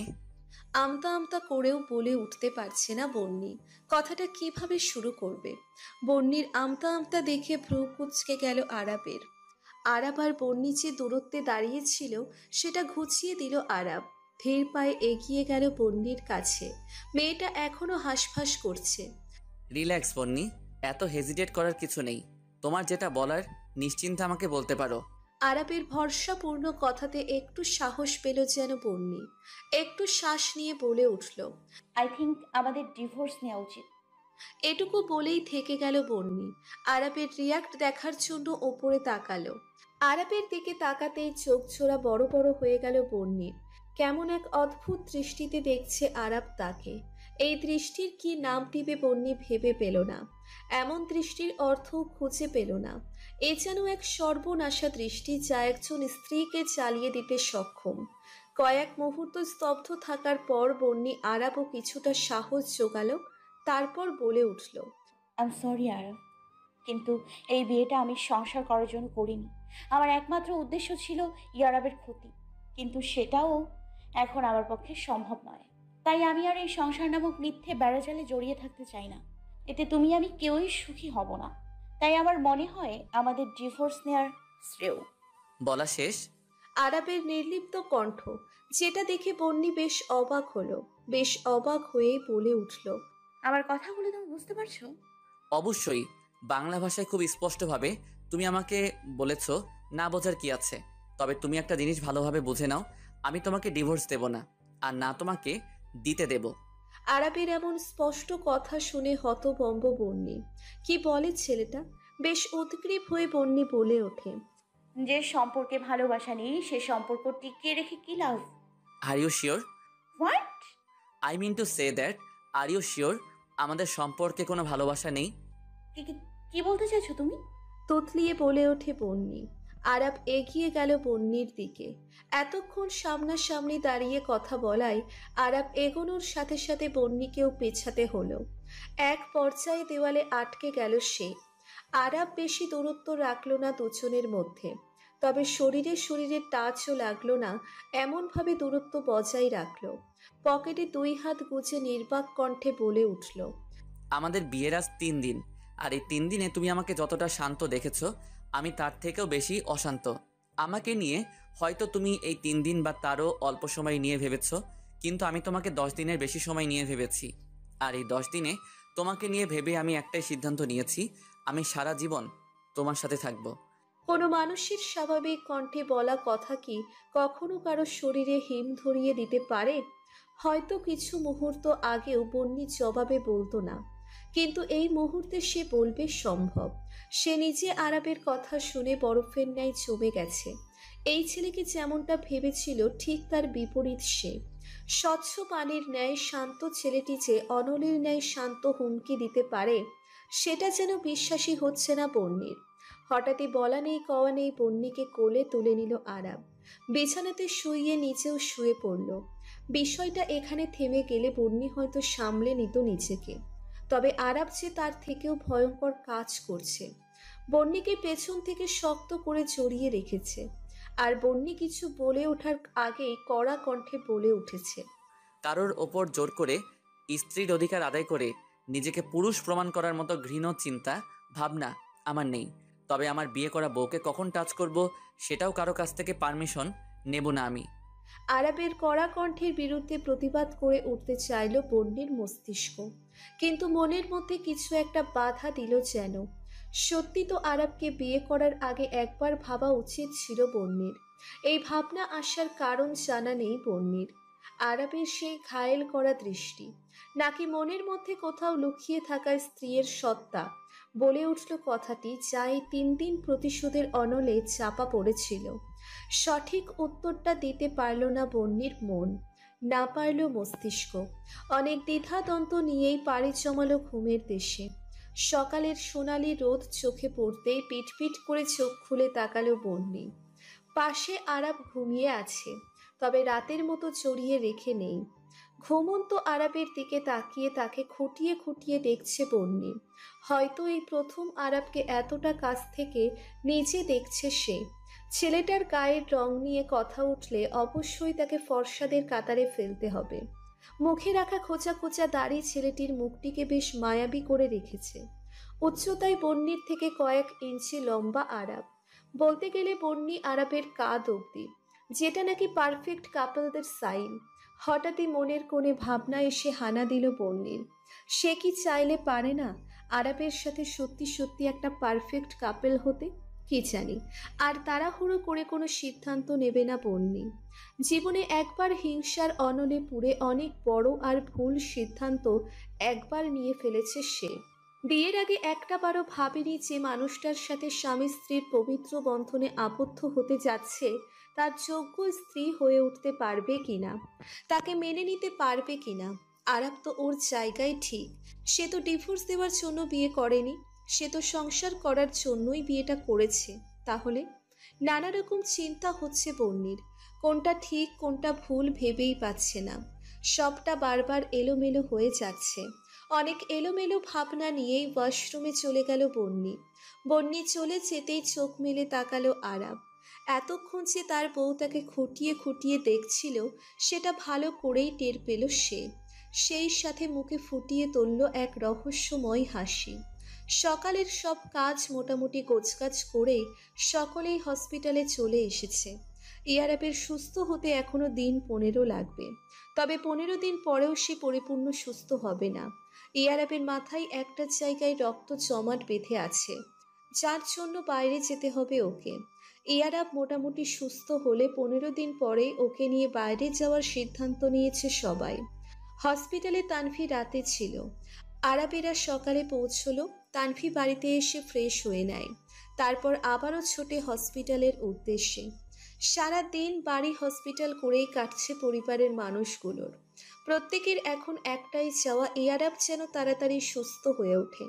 আরাবের সাথে সারাদিন কথা বলেনি বন্নি, প্রয়োজন ছাড়া। কেমন একটা এড়িয়ে চলছে সে। আরাব সেটা ঠিকই খেয়াল করেছে, তবে সারা দিনের ব্যস্ততায় কিছু বলেনি। মণিমা সহ সকলেই বিকাল থেকে হসপিটালে, তবে বন্নি খেয়াল করছে তানভিকে। কি সুন্দর নিরলস সেবা করে যাচ্ছে ইয়ারাবের। মাত্র এই কয়দিনে কি কারো ওপর এত টান অনুভব করা যায়? কই, তার তো আরাবের প্রতি সেরকম টান নেই, নাকি আছে যা সে বুঝতে পারছে না। হসপিটালের করিডোরে দাঁড়িয়ে আছে বন্নি, বাকিরা ইয়ারাবের কেবিনের ভেতরে। হঠাৎই কাঁধে কারো হাতের স্পর্শ পেল বন্নি। পিছনে ফিরতেই দেখা গেল তানভীর। দুদিনেই কেমন শুকিয়ে গেছে মুখটা, তারপরও সে খুশি। কি ভাবছো আপনি? জিজ্ঞেস করে উঠল তানভীর। কিছু না, এমনি দাঁড়িয়ে আছি। জবাবে বলল বন্নি। তুমি এখনো ভাইয়াকে মেনে নিতে পারোনি, তাই না? তোকে এসব কে বলেছে? কেউ না, তবে আমি জানি। জানো আপনি, বিয়ের আগের দিন অবধি ইয়ারাবের ওপর আমার কোনো ফিলিংস কাজ করতো না, কিন্তু যখন থেকে আমি এটা উপলব্ধি করতে পেরেছি যে ওই মানুষটা আমার স্বামী, আমি তখন থেকেই যেন কেমন একটা মায়ায় জড়িয়ে গেছি। আমি নিজেও জানি না এটা কিভাবে হয়েছে, শুধু এটুকু জানি এই মানুষটার সাথে আমি ভালো থাকবো। আচ্ছা আপনি, তোমার কখনো মনে হয়নি তুমি ভাইয়ার সাথে ভালো থাকবে? কখনো মনে হয়নি এই মানুষটার উপর চোখ বুজে ভরসা করা যায়? হঠাৎই বুকের মধ্যে ধক করে উঠল বন্নির। সত্যিই তো, সে তো আরাবকে ভরসা করে। এটা জানে না সে মায়ায় পড়েছে কিনা, কিন্তু সে ভরসা করে, খুব ভরসা করে আরাবকে। তবে কেন করে সেটা জানে না বন্নি। তখনই পেছন থেকে গলা খাকারির শব্দ পেল বন্নি আর তানভি। পেছনে ফিরতেই দৃশ্যমান হলো আরাব। আরাব তানভির উদ্দেশ্যে বলে উঠল। বেশ রাত হয়েছে ভাবি, মণিমা আগে চলে গেছে, এবার আমাদেরও যেতে হবে। বোনের সাথে গল্পটা না হয় কালকে করো, আর ভাইয়াও তোমাকে খুঁজছে। তানভি আর কথা বাড়ালো না, ওর পক্ষে একদিনে সবটা ঠিক করা সম্ভব না। তবে তানভি চেষ্টা করবে যাতে বন্নি ও আরাবকে মেনে নিতে পারে, একটা স্বাভাবিক সম্পর্কে আসতে পারে। চেনা পরিচিত রাস্তাটার বিপরীতে গাড়ি যখনই টার্ন নিল আরাব, তখনই চমকে উঠল বন্নি। এই পথ দিয়ে তো বাড়িতে যাওয়া যাবে না, তাহলে আরাব এ পথে কেন গাড়ি ঘোরালো? বন্নি আরাবের দিকে চেয়ে কিছু বলার আগেই ব্রেক করলো আরাব। চারিদিকটা বেশ অন্ধকার, লোকজনও কম রাস্তাটাতে। দূরে একটা ধাবা দেখা যাচ্ছে, সেই আলোতে আশপাশ থেকে বোঝার চেষ্টা করছে বন্নি।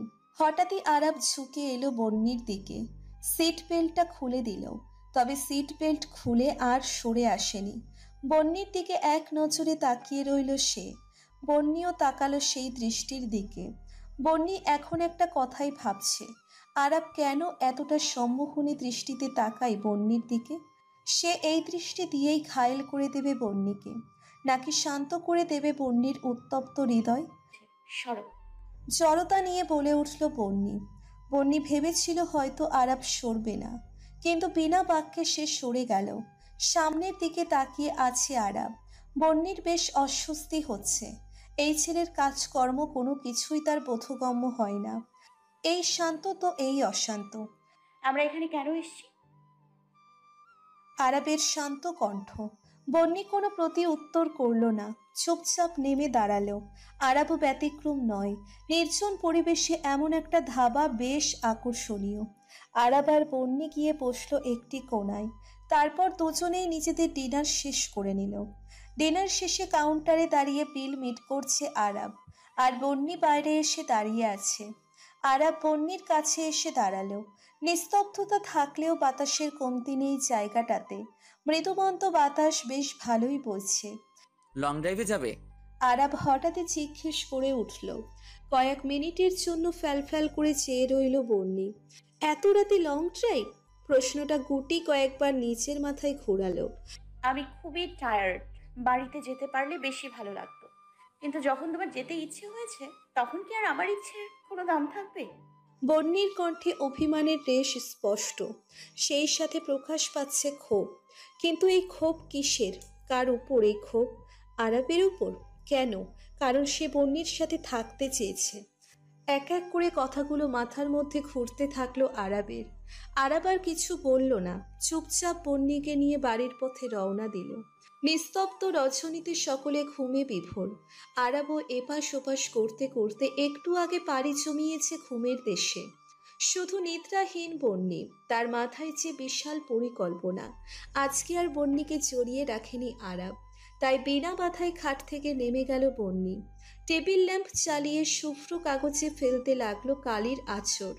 গতকালের মতো আজও আরাব দেরিতে জাগল, অর্থাৎ বন্যির পরে।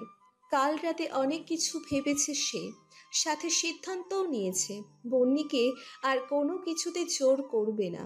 ধীরে ধীরে উপলব্ধি করাবে সবটা, সাথে সে নিজেও করবে। একটা ছেলে মানসিকভাবে যতটা স্ট্রং হয়, একটা মেয়ে ততটা হয় না। সবটা স্বাভাবিকভাবে আরাব মানতে পারলেও বন্যি পারেনি, আর তার জন্য মেয়েটাকে সত্যিই একটু সময় দেওয়া প্রয়োজন। ফ্রেশ হয়ে বের হওয়ার পরও বন্যির দেখা মিলল না। আরাব ভাবলো হয়তো নিচে আছে, সেজন্য সেও নিচে নেমে গেল। কিন্তু নিচে মণিমা একটা কাগজ হাতে নিয়ে বসে আছে। পেছন থেকে মণিমার অভিব্যক্তি ঠিক বুঝল না আরাব, কিন্তু সামনে গিয়ে দেখল মণিমার মুখ বেশ থমথমে।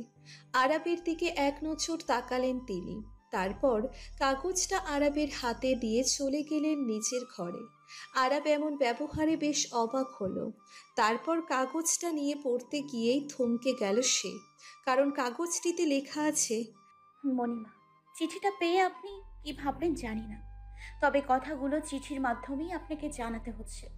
যেদিন প্রথম আপনি আমাকে দেখতে গিয়েছিলেন সেদিন আমি ভেবেছিলাম এবার হয়তো একটা মায়ের অভাব আমার খুঁজবে, কিন্তু ভাগ্যের কি পরিহাস দেখুন, একটা মা পেতে গিয়ে আমাকে নিজের অনুভূতিগুলো গলা টিপে মেরে ফেলতে হলো। একটা ছেলের সাথে বিয়ে ঠিক হয়ে তার ভাইকে নিয়ে সংসার করা আপনাদের দৃষ্টিতে স্বাভাবিক, কিন্তু আমার পক্ষে সেটা মানা সম্ভব ছিল না মণিমা।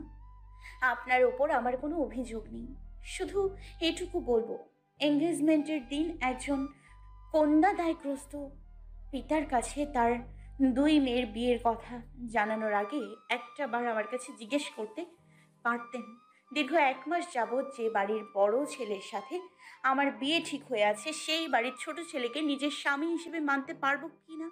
ইতি বন্দি। চিঠিটা পড়েই এক মুহূর্ত দেরি করল না। আরাব ছুটে গেল নিজের ঘরে। আরাবের বিশ্বাস বন্যি তার জন্যও একটা চিঠি রেখে গেছে। সকালবেলা বাড়ির দরজা খুলেই যে একটা খাম পাবে তোহান আজাদ সেটা তিনি ভাবেননি। খামের উপর বেশ বড় করে লেখা বন্যি। তোহান আজাদ অবাক হলেন, কি আছে খামের মধ্যে সেটা দেখার জন্য খামটি খুলে বের করলেন একটা চিঠি, যেখানে লেখা আছে, নামটা দেখেই বুঝে গেছে হয়তো এটা আমি। হ্যাঁ বাবা, আমি বন্যি, তোমার সেই মেয়ে যার অনুভূতির দাম দিতে তুমি ব্যর্থ। সেই ছোট্ট থেকেই আমি একা ছিলাম, সঙ্গী বলতে শুধু তানভীর। তুমি কখনোই আমাকে বোঝার চেষ্টা করনি। এঙ্গেজমেন্টের আগে যদি একটা বার আমাকে জিজ্ঞেস করতে আমি আবার কিছু চাই কিনা, কিন্তু তুমি সেটা করনি। আর আজ সে কারণেই আমাকে এত বড় একটা সিদ্ধান্ত নিতে হলো। আমি তোমাদের সবাইকে ছেড়ে চলে যাচ্ছি বাবা, হয়তো আর দেখা হবে না। শুধু একটা কথাই বলবো, তোমাদের উপর আমার কোনো অভিযোগ নেই। বন্দি। চিঠিটা পড়েই চোখ দুটো ঝাপসা হয়ে এলো তোহান আজাদের। মেয়েদের সুখী করতে গিয়ে যে এত বড় একটা অন্যায় তিনি করে ফেলেছেন সেটা বন্যি চোখে আঙুল দিয়ে না দেখিয়ে দিলে তিনি বুঝতেই পারতেন না, কিন্তু আফসোস এখন আর তিনি তার ভুল শুধরাতে পারবে না। সারাটা জীবন আত্মগ্লানিতে ভুগতে হবে তাকে। সকাল সকাল ওয়ার্ড বয়ের হাত দিয়ে চিঠি এলো ইয়ারাব আর তানভীর জন্য বরাদ্দ কেবিনে। বাকিদের মতো এরাও বেশ অবাক হলো এমন কাজে, তবে চিঠির ওপর বন্যির নাম লেখা।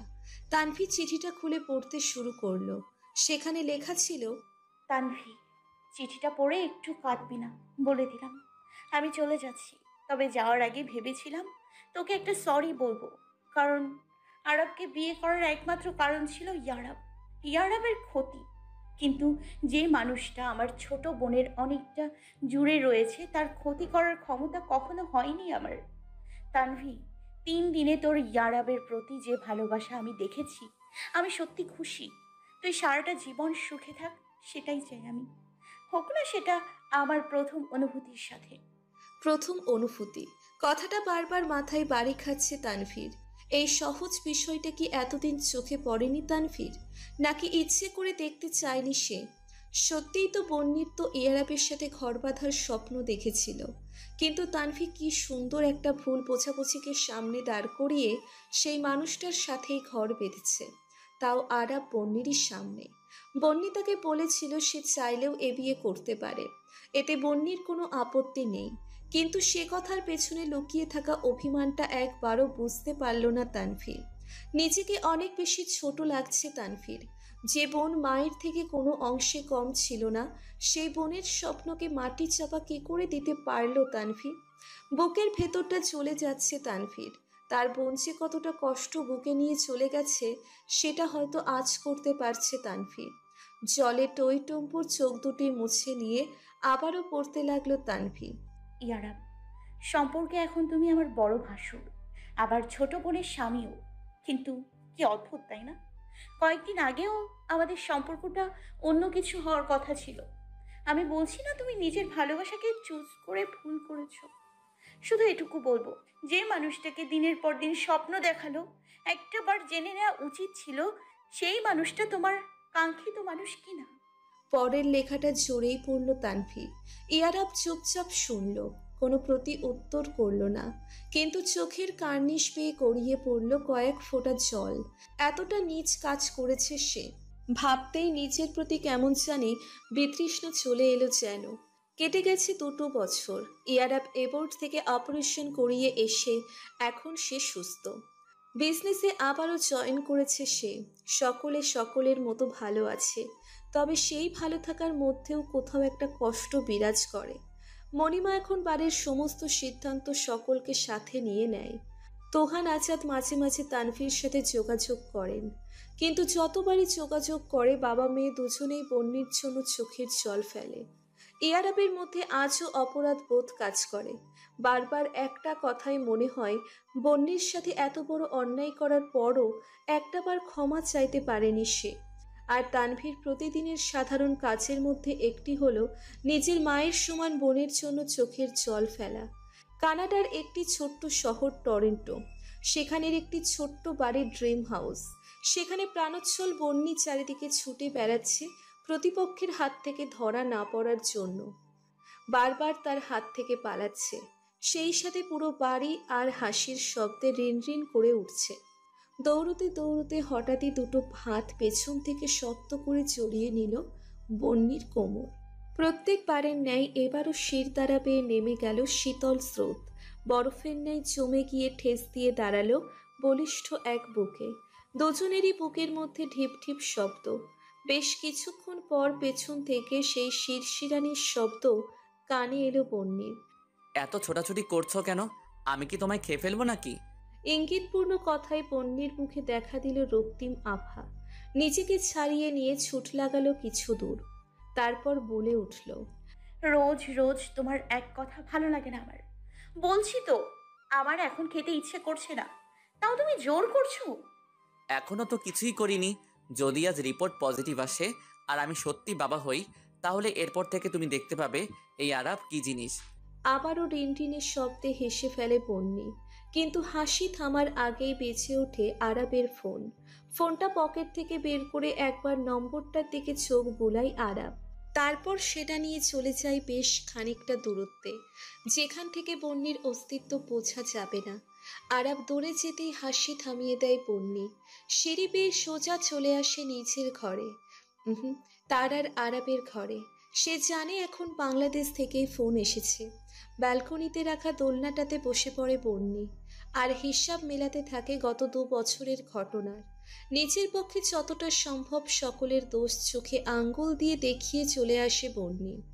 সকলের জন্য তাদের দোষের চিঠি বরাদ্দ থাকলেও আরাবের জন্যে ছিল অন্য কিছু। সেদিন এক ছুটে নিজের ঘরে চলে আসে আরাব। সারা ঘর তন্ন তন্ন করে খোঁজে, কিন্তু কোনো চিঠি পায় না। সারাদিন বন্যির চিন্তায় কেটে যায় আরাবের। তবে গভীর রাতে ফোন আসে তার ফোনে। নম্বর দেখেই আরাব বুঝতে পারে এটা বাইরের নম্বর, সেজন্য সাথে সাথে রিসিভ করে সে। তবে বন্যির কথাগুলোর পিঠে আর কিছু বলে উঠতে পারে না সেদিন।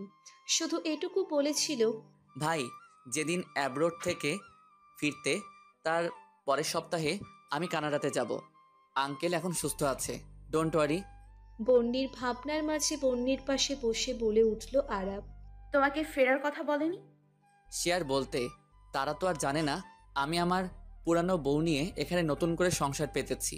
তাই যতবার ফোন করে সকলেই বলে দেশে ফিরে তোমাকে খুঁজে বের করতে। কিন্তু যে পাখি আমার কাছে আছে তাকে কেন খুঁজতে আবারও বাংলাদেশ যাব বলো তো? কথাগুলো বলেই বন্যির কোলে মাথা রেখে শুয়ে পড়ে আরাব। পেটে আলতো করে মুখ গুজে জিজ্ঞেস করে ওঠে, তোমার টেনশন হচ্ছে? একটু। ডোন্ট ওয়ারি, আজকেই রিপোর্ট পেয়ে যাব। হুম। আরাবের সিল্কি চুলের মাঝে হাত বোলাতে বোলাতে জবাব দেয় বন্যি। বন্যি যে কানাডাতে আরাবের সাথে আছে সেটা কেউ জানে না। সেই শর্তেই আরাবকে নিজের ঠিকানা দিয়েছিল বন্যি। সেই সাথে বলেছিল তার খবর যদি পরিবারের কেউ জানে তাহলে এবার হারালে আর কখনো ফিরে আসবে না সে। আরাবও মেনে নিয়েছিল বন্যির কথা। আরাব সুস্থ হওয়ার মাঝে কানাডাতে বিজনেসের একটা নতুন অংশ খোলে এবং এখান থেকেই সেটা দেখাশোনা করে। বন্যি চাইলেই পারত আরাবের থেকে দূরে সরে আসতে, কিন্তু কেন? সে কেন একাকিত্ব বেছে নেবে জীবনে? যে মানুষগুলো তাকে কষ্ট দিয়েছে সে মানুষগুলোর ক্ষতি বন্যি করতে পারবে না, কিন্তু নিজে কেন কষ্টে থাকবে? একটা মেয়ের একাকী জীবন অনেক কষ্টের, আর সেই কষ্টের জীবন বেছে নেয়নি বন্যি। প্রত্যেকে নিজেদের ভালো থাকাটাই দেখেছে, তাই বন্যিও নিজের মতো করে ভালো থাকার চেষ্টা করলো। বন্যি জানে শুধু একটুখানি ক্ষমা চাওয়ার জন্য ওই মানুষগুলো প্রতিনিয়ত ছটফট করে, কিন্তু বন্যি সে সুযোগ দেবে না। সারাটা জীবন আত্মগ্লানিতে ভোগাটাই তাদের শাস্তি। আরাব বন্যির কোলে মাথা রেখেই ঘুমিয়ে গেছে। ঘুমন্ত আরাবের মাথায় আলতো করে ঠোঁট স্পর্শ করল বন্যি। তারপর ফিসফিসিয়ে বলে উঠল, আমি তোমার প্রণয় স্রোতে নিজেকে ভাসিয়েছি আরাব, সাথে সুখীও আছি। শুরুর দিকটা কষ্টকর ছিল, তবে এখন এই পৃথিবীতে সুখী মানুষগুলোর মধ্যে আমিও একজন। এ কথাগুলো কানে যাওয়ার পরেই ঘুমের ভান করে থাকা আরাবের ঠোঁটের কোণায় ফুটে উঠল চমৎকার হাসি। শুরু থেকেই এমন একটা এন্ডিং ভেবে রেখেছিলাম আমি। গল্পটা এতটুকুই ছিল।